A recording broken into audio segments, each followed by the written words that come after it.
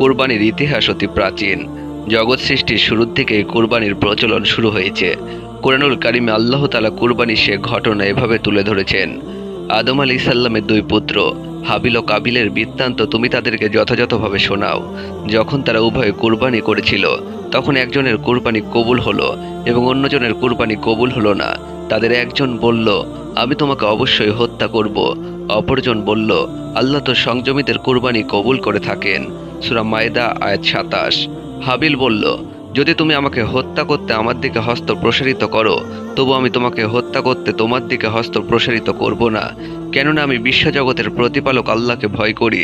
সূরা মায়দা আয়াত ২৮। তারপর থেকে প্রত্যেক যুগেই ধারাবাহিকভাবে কুরবানির এ বিধান সব শরীয়তেই বিদ্যমান ছিল। মানব সভ্যতার সুদীর্ঘ ইতিহাস থেকে জানা যায়, পৃথিবীতে যুগে যুগে সব জাতীয় সম্প্রদায়ের মানুষ কোনো না কোনোভাবে আল্লাহর সন্তুষ্টির উদ্দেশ্যে তার প্রিয় বস্তু উৎসর্গ করতেন। আর আল্লাহর সন্তুষ্টির উদ্দেশ্যে প্রিয় বস্তু উৎসর্গই আজকের কুরবানি। এ কথার প্রমাণে মহান আল্লাহ বলেন, আমি প্রতিটি সম্প্রদায়ের জন্য কোরবানিকে নিয়ম করে দিয়েছি। তাদেরকে চতুষ্পদ জন্তু হতে যে রিজিক দেয়া হয়েছে, সেগুলোর ওপর তারা যেন আল্লাহর নাম উচ্চারণ করে।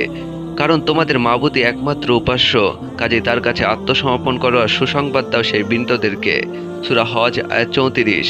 বর্তমান কুরবানির ঘটনা মুসলিম উম্মাহ প্রতি বছর ১০ জিলহজ যে কুরবানি দিয়ে থাকেন, এর প্রচলন আসছে হযরত ইব্রাহিম আলাইহিস সালাম থেকে।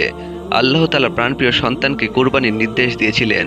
হযরত ইব্রাহিম আলাইহিস সালাম সে হুকুম পালন করে সফল হয়েছিলেন।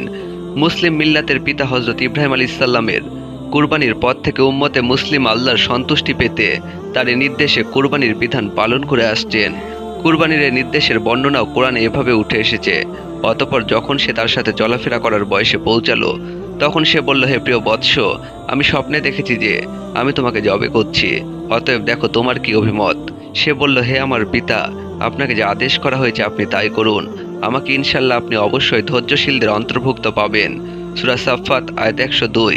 অতঃপর বাবা ছেলে উভয়ই যখন আনুগত্য প্রকাশ করল এবং ইব্রাহিম আলাইহিস সালাম তাকে জবে করার জন্য তাকে কাত করে শুইয়ে দিলেন, সূরা সাফফাত আয়াত ১০৩। তখন আমি ডেকে বললাম, হে ইব্রাহিম, তুমি তো স্বপ্নকে বাস্তবে পরিণত করে দেখালে। নিশ্চয় আমি এইভাবে সৎকর্ম পরায়ণদের প্রতিদান দিয়ে থাকি। সূরা সাফফাত আয়াত ১০৪ থেকে ১০৫। নিশ্চয় এটা এক সুস্পষ্ট পরীক্ষা। আর আমি তার সন্তানকে কুরবানির পরিবর্তে যবেযজ্ঞ এক মহান জন্তু দিয়ে কুরবানি করিয়ে তার সন্তানকে মুক্ত করে নিলাম।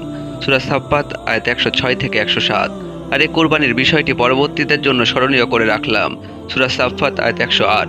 সুবহানাল্লাহ, আল্লাহ কতই না মহান, যিনি তার বন্ধু হযরত ইব্রাহিম আলাইহিস সালামকে প্রিয় সন্তান কুরবানির নির্দেশ দিয়েছেন। তিনিও তার নির্দেশ পালনে নিজ সন্তান জবে করার জন্য শুইয়ে দিয়েছেন, আর তিনি এ পরীক্ষায় উত্তীর্ণ হয়েছেন। তারপর থেকেই মুসলিম উম্মাহ কুরবানির এ বিধান পালন করে আসছেন। কুরবানির অর্থ হলো নৈকট্য বা সান্নিধ্য।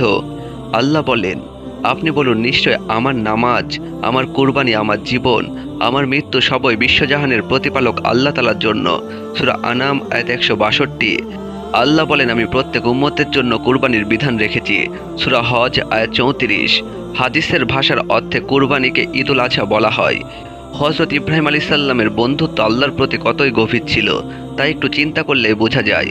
হযরত ইসমাইল আলাইহিস সালাম যখন চলাফেরা করার বয়সে উপনীত হলেন, তখন প্রায় ১০০ বছরের বৃদ্ধ হযরত ইব্রাহিম আলাইহিস সালাম।